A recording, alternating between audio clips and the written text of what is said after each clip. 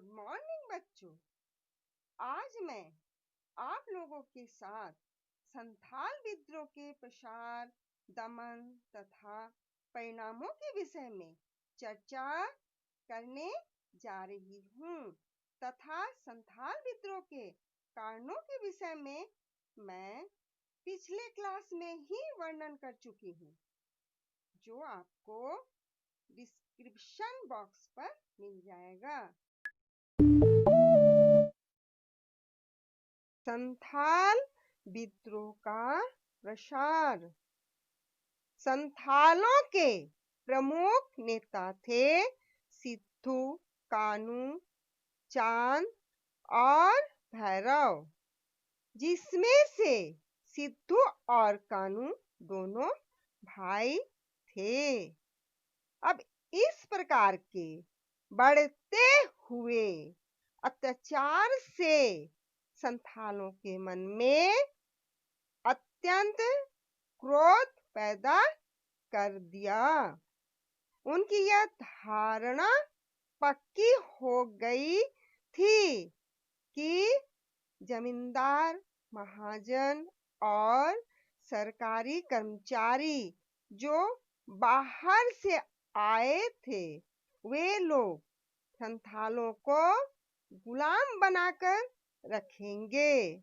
संथालों के इस दयनीय अवस्था के विरोध में सिद्धू और कानू नामक दोनों भाइयों ने संथालों को एकत्रित किया। 30 जून 1855 ईस्वी में भगनाडीह में 10,000 सैनिक एकत्रित हुए और अपने स्वतंत्रता की घोषणा की। साधारण लोग, लकड़ी का काम करने वाले, रंगरेज, कुम्हार, जुलाहे आदि ने भी इस विद्रोह का समर्थन किया।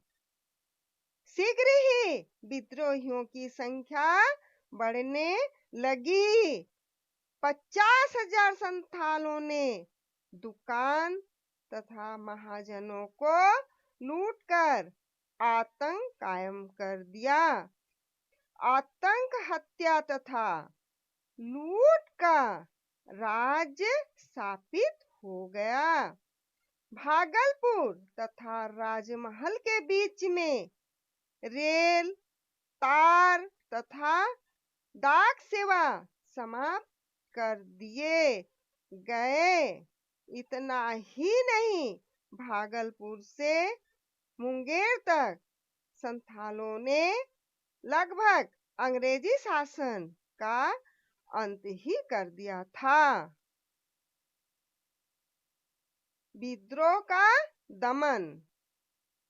अंग्रेजों ने विद्रोह को दबाने के लिए कोलकाता और पुणे से सेना भेजी गई। इन सेनाओं ने बर्बरतापूर्वक संथालों के इस विद्रोह का दमन कर दिया। अंत में फरवरी 1856 ईस्वी में अंग्रेजों ने प्रायः 23,000 संथालों की नृशंस हत्या के दम पर विद्रोह को दबा दिया।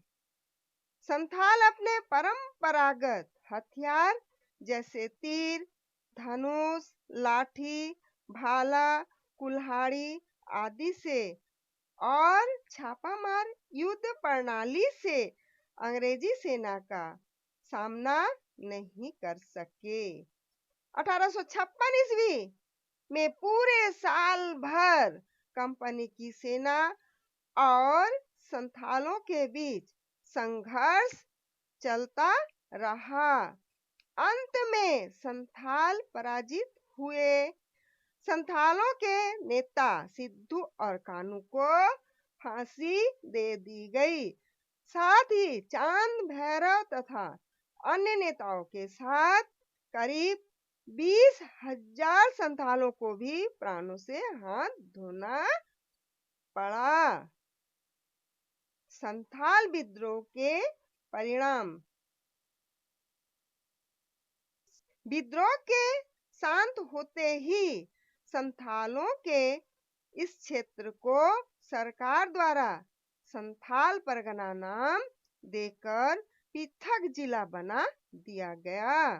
वहां कानून और सुरक्षा बनाए रखने के लिए कुछ नई व्यवस्था की गई तथा संथालों के हितों की रक्षा के लिए अनेक उपाय किए गए, परंतु संथालों के मन में कंपनी के प्रति विरोधपूर्ण भाव बने ही रहे। इस क्षेत्र में महाजनों एवं साहूकारों के प्रवेश पर 3 वर्षों के लिए प्रतिबंध लगा दिए गए। ईसाई मिशनरियों को छोड़कर किसी भी गैर संथालों को संथाल परगना में प्रवेश की अनुमति नहीं थी। संथालों के लिए शिक्षा का प्रबंध किया गया।